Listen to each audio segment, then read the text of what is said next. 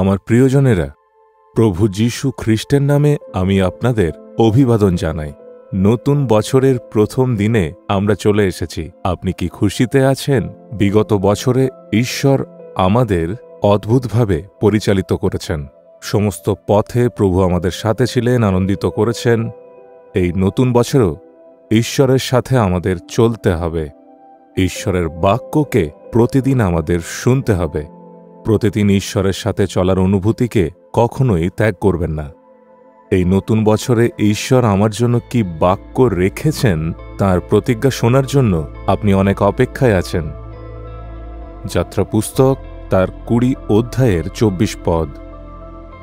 সেই স্থানে তোমার নিকটে আসিয়া আমি তোমাকে আশীর্বাদ করিব। প্রভু বলেন, I will come to you and I will bless you. সেই স্থানে আসিয়া তোমাকে আশীর্বাদ করিব। প্রভু এটা বলেন না যে আমি দূরে থাকি, তুমি সেখানেই সমস্ত আশীর্বাদকে গ্রহণ করো। তিনি আমাদের কাছে আসেন। যদি আপনি বাইবেল দেখেন তাহলে দেখবেন সেখানে যিশুর কাছে কিছু মানুষ এসে আশীর্বাদ খোঁজেন, সুস্থতা খোঁজে, মুক্তি খোঁজে। যিশু বলেন, আমি সেখানে আসব। মথি 8 অধ্যায়ের শতপতি যিশুর কাছে এসে বিনতি করে যে আমার দাস অসুস্থ। তখন প্রভু কি উত্তর দিয়েছিলেন? যিশু বলেন, আমি সেখানে যাব এবং তাকে সুস্থ করব। যিশু সেখানে নিজে বলেন, আমি সেখানে যাব এবং সুস্থ করব। সে তখন উত্তর দেয়, না প্রভু, আমি সেটার যোগ্য নই, কেবল আপনি বাক্যেই বলুন। কিন্তু যিশু কি বলেছিলেন? আমি যাব তোমার গৃহে, নিজে তাকে স্পর্শ করে তাকে সুস্থ করব। সেখানকার প্রার্থনালয়ের অধ্যক্ষের কন্যা যখন অসুস্থ ছিল তখন সে যিশুর কাছে এসে বিনতি করে, প্রভু আমার বাড়ি এসে আমার কন্যাকে স্পর্শ করে সুস্থ করুন। যিশু তখন তার ঘরে তার সাথে যান। প্রভু যিশু আসার আগেই সেই কন্যাটি মারা গিয়েছিল। যিশু সেখানে যান এবং সেই কন্যাকে তিনি জীবিত করেন। কত বড় আশীর্বাদ!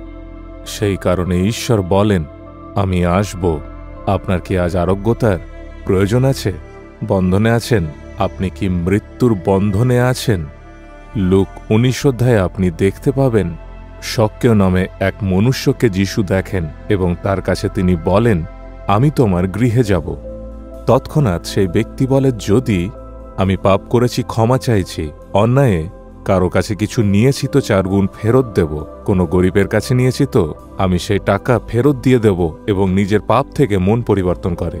তখন যিশু বলেন, আজ এই গৃহে উদ্ধার এলো। এর অর্থ হল পাপের ক্ষমার আশীর্বাদকে যিশু সেখানে দেন।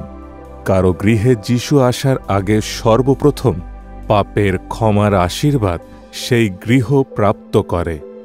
দ্বিতীয় আশীর্বাদ, সেই গৃহে যতজন অসুস্থ আছেন সুস্থতার আশীর্বাদ তিনি দেন। আমার গৃহে যিশু এসেছেন। যখন অসুস্থ অবস্থায় সমস্ত মানুষ আমাকে ত্যাগ করে, সেই সময় আমি ছটফট করছিলাম, যিশু খ্রিস্ট আমার গৃহে আসেন। তিনি এটা বলে বাইরে ছিলেন না, এই গৃহে মূর্তি পূজা করে আর প্রদীপ জ্বালায়, এমন কিছু বলেন না। আমাকে খুঁজে যিশু খ্রিস্ট আমার গৃহে আসেন। যিশু খ্রিস্ট সমস্ত ধর্মের ঊর্ধ্বে সকলের ঈশ্বর। তিনি প্রত্যেককে সমান ভালোবাসেন। একজন ভাই আমার জন্য বিনতি করে, আর আমার মা যখন চোখের জলে প্রার্থনা করেছিল, দুজনের কথা শুনে যিশু খ্রিস্ট আসেন এবং স্পর্শ করে আমাকে সম্পূর্ণ সুস্থ করেন। আমি সম্পূর্ণ ঠিক হয়ে যাই। আজ পর্যন্ত ঈশ্বর আমাকে সুস্থ চাঙ্গা রেখেছেন, পুরাতন হৃদয়কে বদলে নূতন করেছেন। যিশু এসে স্পর্শ করে অদ্ভুত কার্য করেন। একইভাবে আপনারা দেখবেন মার্থা এবং মরিয়ম তাদের গৃহে যিশু যান, আর তাদের ভাই যখন অসুস্থ ছিল যিশু সেখানে যান এবং মৃত লাসারকে পুনরায় জীবিত করেন। সেই ভগিনীদের অশ্রুকে তিনি দেখেন, লাসারকে জীবিত করেন এবং সেখানে প্রভু অদ্ভুত কার্য করেন। সেই যিশুই আপনাকে বলেন, আমি সেই স্থানে যাব, তোমার গৃহে গিয়ে অদ্ভুত কার্য করব। তিনি বলেন, আমি তোমার অফিসেও যাব, তুমি যেখানে ব্যবসা করো, কাজ করো, সেখানে এসে আশীর্বাদ দেব। প্রত্যেকের জীবনে আশীর্বাদের প্রয়োজন আছে। ছাত্রদের তাদের জীবনে পড়াশোনায় উন্নতি চায়, ব্যবসায়ীদের তাদের ব্যবসায় উন্নতি চায় আর তাদের জীবনে আশীর্বাদ চায়। সমস্ত কর্মজীবনের মানুষদের তাদের কর্মে পদোন্নতি চায়। সেই কারণে যীশুখ্রিস্ট সেখানে এসে তাদের জীবনে আশীর্বাদ দেন। সেবার কাজ করা মানুষদের জীবনে পবিত্র আত্মার প্রয়োজন এবং আশীর্বাদ প্রয়োজন। বোনাদের জীবনে তাদের জীবনের উন্নতি চায় এবং আশীর্বাদ চায়। প্রত্যেকের জীবনেই আশীর্বাদের প্রয়োজন। যীশুখ্রিস্ট সমস্ত আশীর্বাদের ভাণ্ডার। আজ তিনি বলেন, আমি তোমার কাছে আসব। তোমার কি আশীর্বাদ চায়? আজ্ঞে হ্যাঁ, সম্পূর্ণ হৃদয়ে বিশ্বাস করে আপনাকে যিশুর কাছে বলতে হবে, হে ঈশ্বর, তুমি এসে আশীর্বাদ দাও। হে ঈশ্বর, এই পুত্র, এই কন্যা, এদের জীবনে তুমি আশীর্বাদকে প্রদান করো। হে প্রভু পরমেশ্বর, এরা বিনতি করেছে, তুমি এদের গৃহে আসো এবং এদের প্রত্যেককে আশীর্বাদ দাও। তুমি এসে আশীর্বাদ দাও, এদের হৃদয়ে শান্তি দাও এবং উদ্ধারের আনন্দকে দাও।